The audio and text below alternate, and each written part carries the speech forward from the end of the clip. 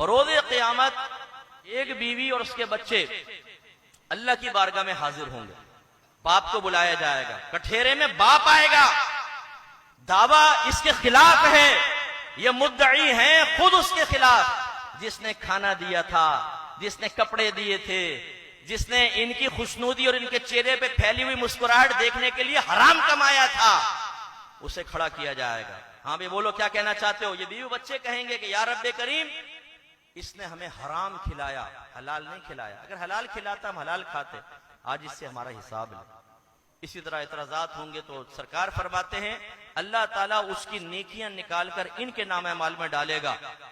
हिसाब पूरा नहीं होगा तो इनकी बुराइयां निकाल के उस शख्स के नामे अमाल में डाली जाएंगी और अल्लाह ताला की तरफ से हुक्म होगा इसको जहन्नम में डाल दो। तो एक फरिश्ता निदा करेगा, सरपरस्तों गौर से सुनिए, एक फरिश्ता निदा करेगा, ये वो शख्स है जो अपने बीवी बच्चों की वजह से जहन्नम में चला गया। अपने बीवी बच्चों की तरबियत करना आपकी जिम्मेदारी है। अब वो उसको कबूल करें ना करें वो अलग बात है, लेकिन सबसे पहले आपको पता होना चाहिए कि तरबियत कैसे होती है। तरबियत का माना क्या होता है? तबलीगु शैइ इला कमालिही शैयन फशैयन, किसी चीज को उसके दर्जा कमाल तक पहुंचाना आहिस्ता आहिस्ता। या वालिद का हाल यह है कि वो बाप बन जाने के बाद बेचारा तरबियत हासिल नहीं किया होता तो बच्चों की तरबियत कैसे करेगा?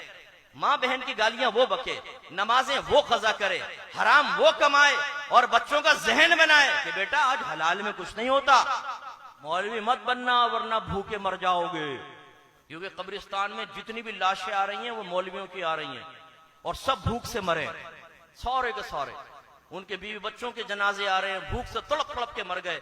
क्योंकि जो दाढ़ी वाला होता है, जो नेकी पे चल रहा होता है, जो कुरान और हदीस पे अमल करता है, अल्लाह ताला उससे रिस्क को रोक लेता है। और जो शैतानियत करता है, जो फसाद करता है, जो अल्लाह के कानून को तोड़ता है, जो हराम कमाता है, तो अल्लाह की नेमतें उसकी तरफ मुतवज्जे होती हैं, अल्लाह की रहमत उस पर नाजिल होती है। बेटा चाचा भी आ जाता, देखो बेटा हमारी बात मानो, तुम्हारे चाचा ने देखो 4 बंगले बना लिए। चाचा जी ये बंगले कब्र में नहीं जाएंगे, तुम्हें पता चलेगा। आज तुम आके किसी के बच्चे को हराम का रास्ता दिखा रहे हो, कल फरिश्ते तुम्हें जो मार लगाएंगे तुम्हें मालूम होगा। किसी की आखिरत बर्बाद करने का अंजाम क्या होता है तुम्हें पता चलेगा। यहां तुम आके मशवरा देते हो, अगर माँ बाप राजी भी हो जाए कि बच्चे को आलिम बनाए, मुफ्ती बनाए, तुम्हें क्या तकलीफ होती है? तुम घुस जाते हो बीच में। भाई देखो मौलवी बनाओगे, आज मौलवियों का कहीं गुजारा नहीं है। हाँ, शैतान बन जाओ, शैतानों का गुजारा है। जो नबी का वारिस बने उसका गुजारा नहीं है। आपके नबी इरशाद फरमाते हैं अल उलमा वरसतुल अंबिया, उलमा नबी के वारिस हैं, वारिस नबी तो ख्वार हो जाएगा और ये जो शैतान का वारिस बना हुआ ये आबाद हो जाएगा। मैं आप सबसे गुजारिश करता हूं, मेरे भाई के तरीके पे अमल कीजिएगा। मेरा भाई बेअमल आदमी है, नमाज पढ़ता है, लेकिन आप देखेंगे तो मुझ में उसमें जमीन आसमान का फर्क। जो हमने समझाना था समझाया, नहीं मानता तो कोई ठीक है, बालिग के ऊपर जोर तो नहीं हो सकता। लेकिन जब मैं माहौल में आया तो मेरे भाई के दोस्तों ने मेरे भाई को समझाया कि भैया तेरे भाई को क्या हो गया, मौलवी बन रहा है, इसको समझाओ। अभी ये इसकी उम्र नहीं है मौलवी बनने की। मौलवी बनने की उम्र कब है? जब बिल्कुल यूं हो जाओ ना, कौन आया तब मौलवी बनना। जवानी में कोई मौलवी बनते हैं, जब पेट में हाथ नहीं मुंह में दांत नहीं तब मौलवी बनते हैं। इनके नजदीक, आपकी बात नहीं कर रहा हूं, इन लोगों के नजदीक। मुझे कहा कि अपने भाई से कहो अभी तो जवान है, क्या कर रहे?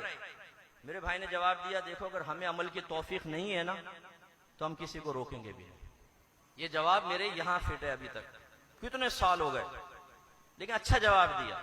खुदारा आप में अगर कोई ऐसा बैठा हो जो दीन के लिबादे में दीन का दुश्मन हो, जो दीमक की तरह अपने दीन को चाट रहा हो और उसको खत्म करना चाहता हो, दीन की इमारत गिराना चाहता हो, गलत मशवरों के साथ अपने बच्चों को रोकने की वजह से, दूसरों को गलत मशवरा देकर उनके बच्चों को रोकने की वजह से आखिरत बर्बाद हो जाएगी। याद रखो, जिसने दीन के खिलाफ, उलमा के खिलाफ कभी भी कोई काम किया वो कभी राहत नहीं पाएगा। आपके नबी ने इरशाद फरमाया, आलिम बनो या इल्म सीखने वाले बनो या आलिम की सोबत में रहने वाले बनो या आलिम से मोहब्बत करने वाले बनो। फिर फरमाया 5 में मत बनना वरना हलाक हो जाओगे। उलमा का मजाक उड़ाने वाले, उलमा की लेग पुलिंग करने वाले, सोशल मीडिया पे उनके जोक्स बनाने वाले,